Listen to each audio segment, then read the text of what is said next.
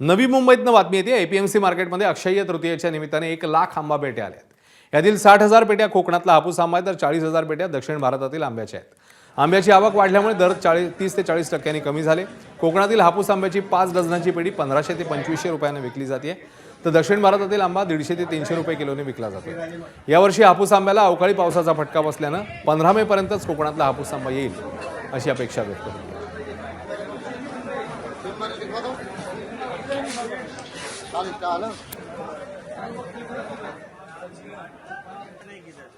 यंदा उत्पादन कमी आहे, परंतु आता हा जो पिरियड आहे हा पीक पिरियड आहे। आता इथून पुढे ही आवक जी आहे ही वाढती राहणार आहे आणि 10 मे पर्यंत आता ही आवक वाढती राहणार आहे।